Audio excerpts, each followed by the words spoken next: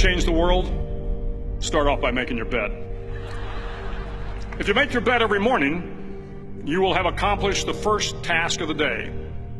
It will give you a small sense of pride, and it will encourage you to do another task, and another, and another.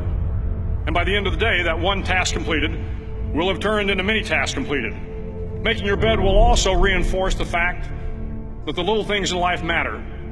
If you can't do the little things right, you'll never be able to do the big things right.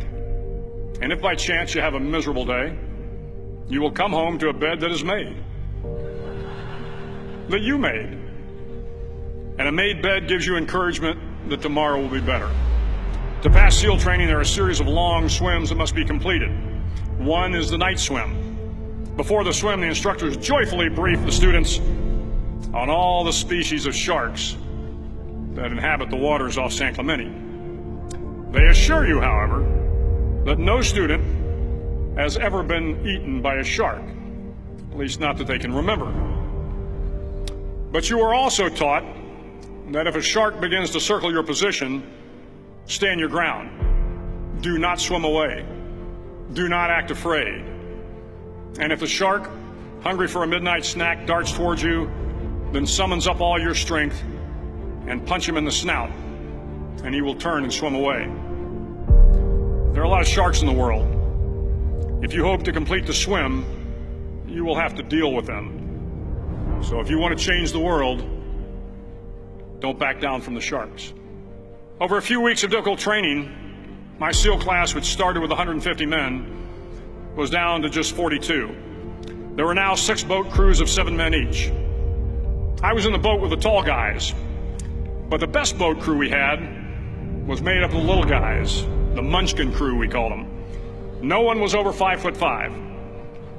The Munchkin boat crew had 1 American Indian, 1 African American, 1 Polish American, 1 Greek American, 1 Italian American, and 2 tough kids from the Midwest. They out-paddled, outran, and outswam all the other boat crews. The big men in the other boat crews would always make good-natured fun of the tiny little flippers the Munchkins put on their tiny little feet prior to every swim. But somehow these little guys from every corner of the nation and the world always had the last laugh, swimming faster than everyone and reaching the shore long before the rest of us. SEAL training was a great equalizer.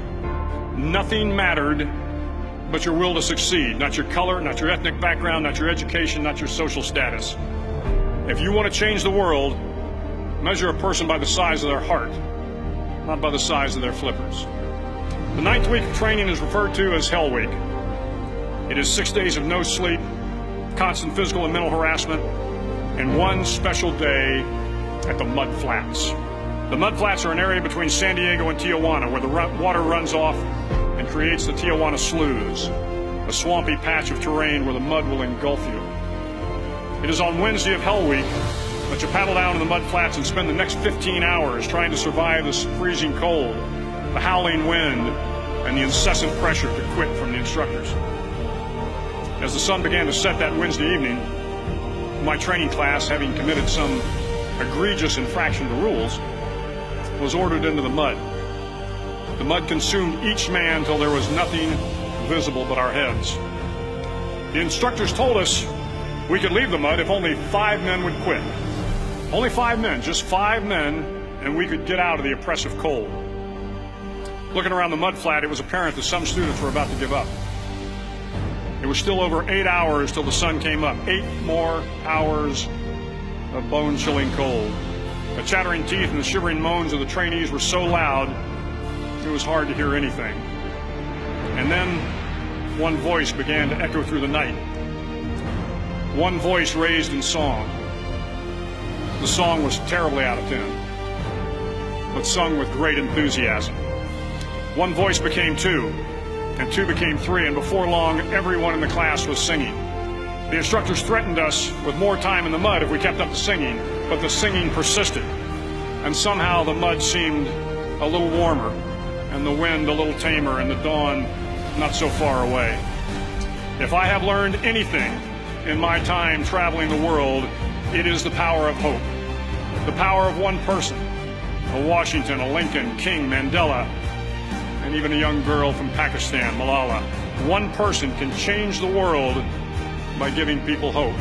So if you want to change the world, start each day with a task completed. Find someone to help you through life. Respect everyone. Know that life is not fair and that you will fail often. But if you take some risks, step up when the times are the toughest, face down the bullies, lift up the downtrodden, and never ever give up. If you do these things, the next generation and the generations that follow will live in a world far better than the one we have today. And what started here will indeed have changed the world for the better.